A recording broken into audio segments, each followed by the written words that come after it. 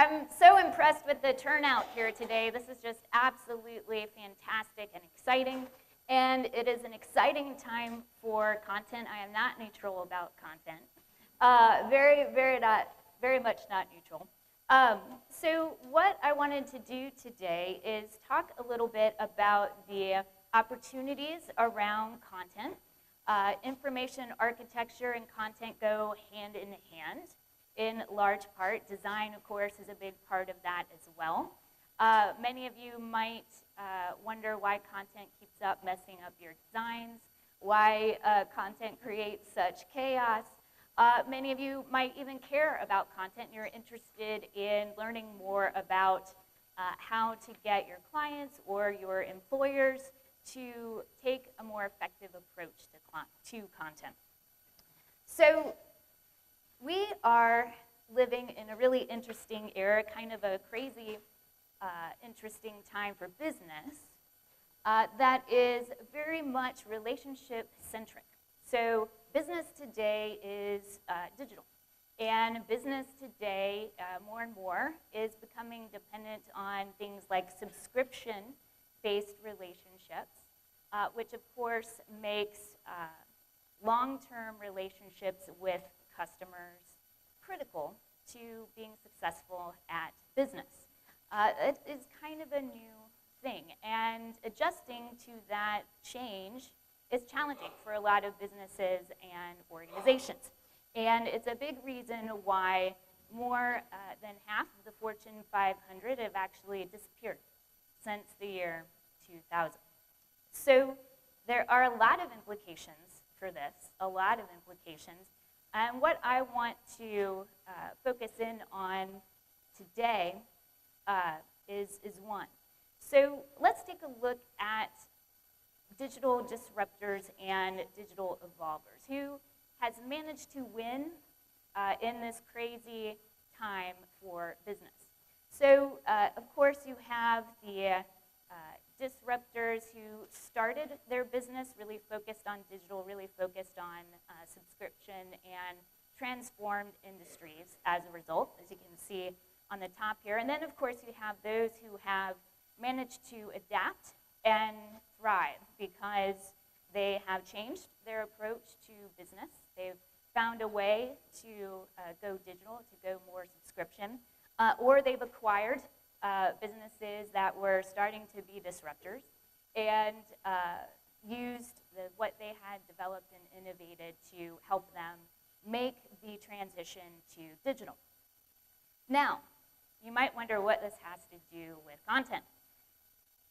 I really see a common thread here, which is the need to do content well in order to do digital business well, and to not just survive, but to thrive in digital business. Now, let me share a little bit more about that. If you think about it, customers really expect to have the right content at the right time in their entire relationship with your company or your business. This isn't just about supporting a buy flow or marketing. This is for the entire customer relationship. Everything from technical support to product and solution descriptions, and really making sure they're available at the appropriate point in the customer relationship. And even if you're not strictly a business, if you're a nonprofit or a government agency or other type of organizations, you're adopting things like customer service and having this customer-focused approach. And a lot of these same types of content adapted for your particular organization apply. So you might think, well, gosh, does that mean that we need to create lots and lots of content? This means that we need to have a lot of content available. Is that really the challenge that businesses and organizations are facing? And we have found, and I particularly, that's just a smart person from McKinsey restating the same thing. We have found that when it comes to the challenges around adapting content for digital business, The challenge isn't really creating content. Businesses are pretty good at creating lots and lots of content, and these are just a few indicators of that. Forrester actually noted that for B2B marketing alone, $10 billion was spent in 2016. And so we have an increasing amount of content, information, increasing amount of chaos, you might say, from an information architecture standpoint. And so we have found that the challenge really is more about making content effective. So how do we not just create content, but actually make sure we create the right content and deliver it to the right people in the right way, and do that on an ongoing basis, and do that at scale, as we grow our customers, as we grow the number of people that we're interacting with through digital. So that is a lot of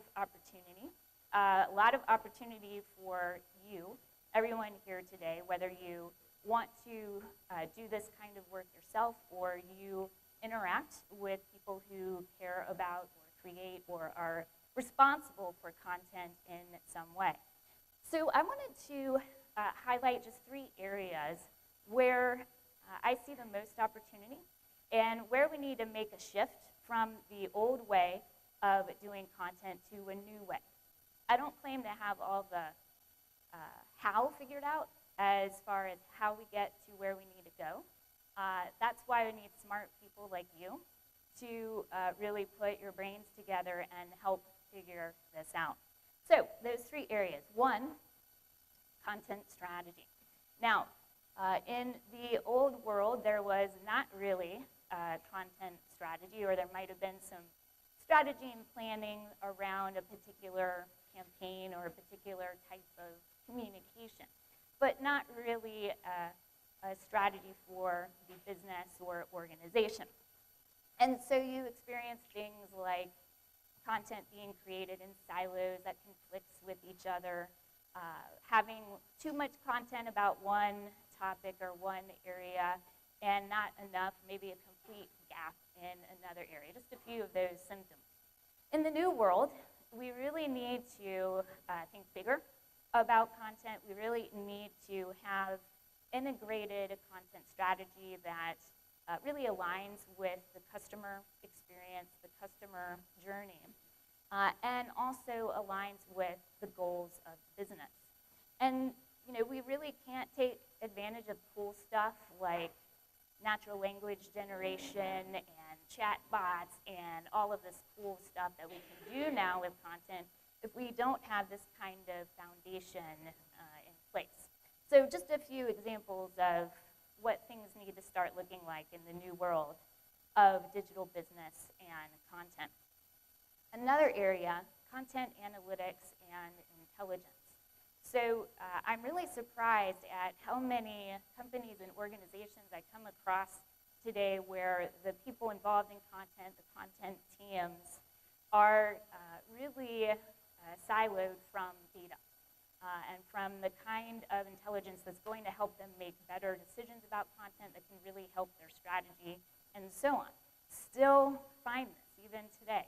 And so we really need to move from pulling out some vague vanity metrics about how many page views my awesome content got to really having key performance indicators focused on content, needs, and goals. And again, that are really supporting the digital business.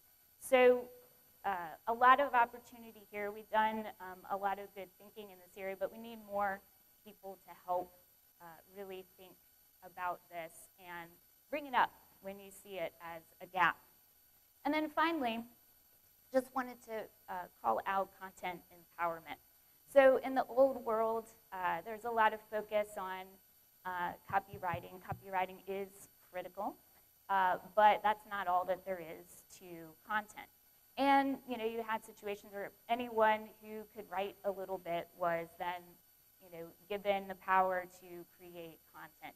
And we really need to move to a world where we have centers of content excellence. We have defined roles around content like content designer, content analyst, content strategist, content engineer, and training to support and empower those roles.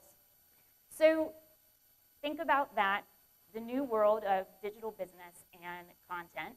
I'm going to be around. I'd love to chat with you more about it. And I wanted to share one quick resource. We have an online magazine called Content Science Review with a lot of free articles and resources there.